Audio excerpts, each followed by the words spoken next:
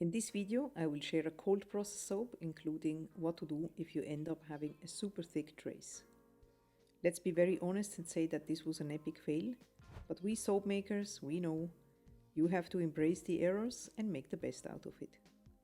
I'm using coconut milk at about half of the water amount of this particular recipe that you will find down in the description.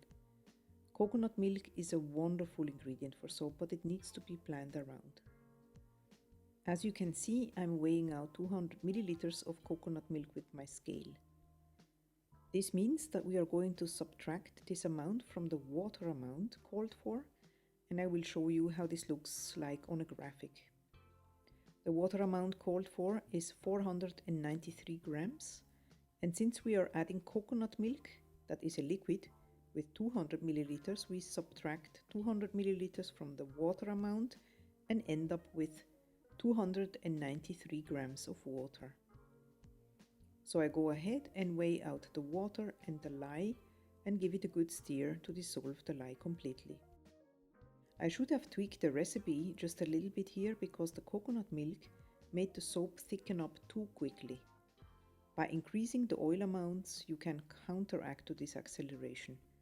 For example, by increasing the olive oil amount to 40% instead of 30%, and reducing the palm oil of 10%. I measured out the fragrance oil ahead of time as well, as I want to be prepared to move really fast. This fragrance is called Island Escape from Brambleberry. I absolutely love it.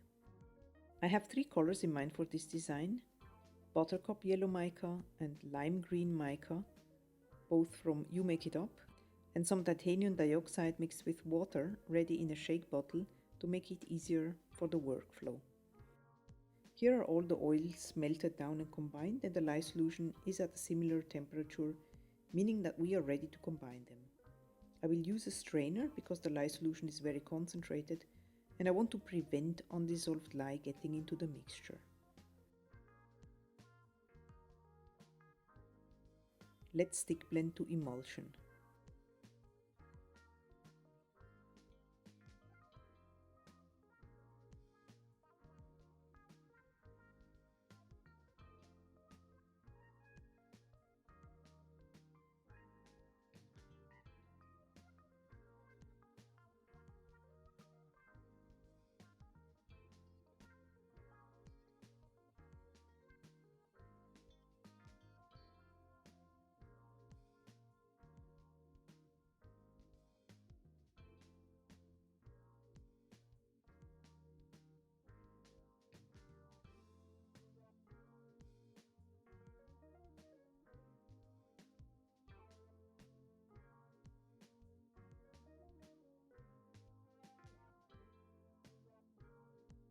I'm splitting off the batter in 3 buckets in total for the 3 different colors.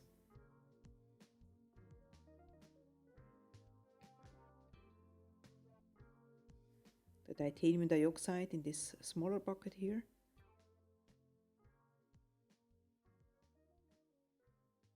The main portion will be yellow,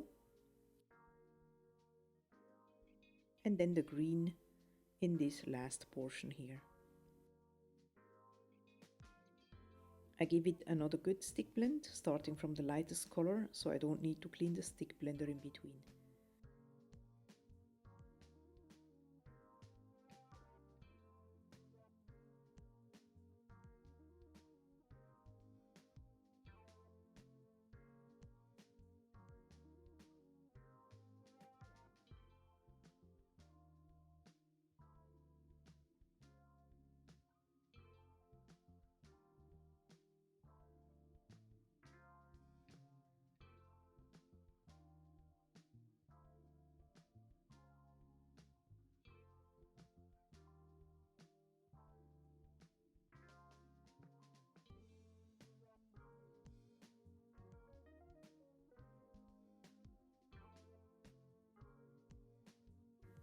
Now I will just eyeball the distribution of the fragrance in each jug and give it a quick mix with the spatula.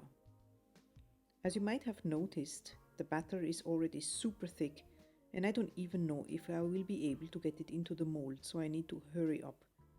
As a tip, don't do it like I did. Increase the amount of liquid oils and soap at room temperature.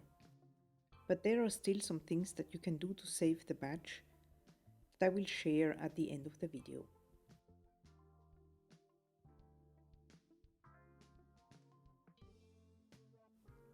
Here I am trying to get it into the mold as fast as I can.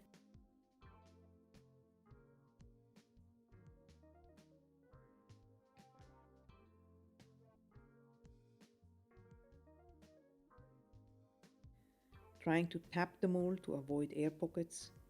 The soap is super thick by now.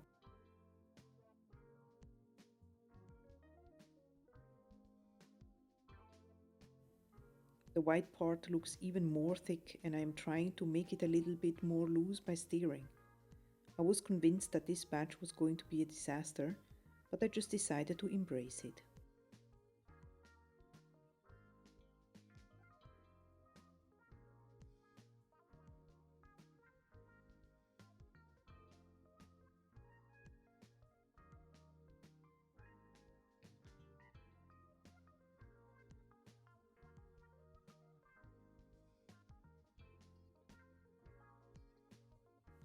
My plan for the top was to make a swirl with a chopstick, but it looks like the soap had other plans.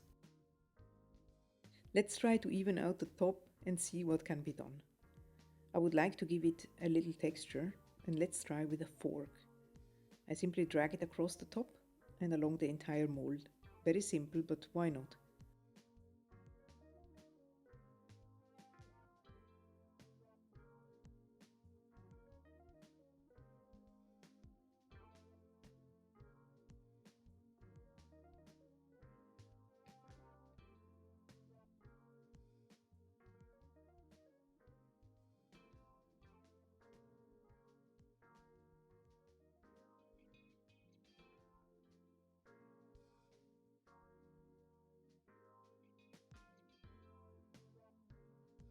Let's come back tomorrow and see what we will find.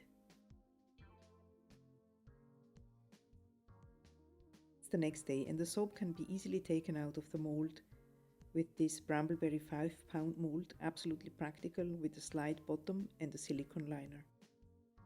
Here is the multi-bar cutter. You simply press down to reveal our Swiss cheese soap.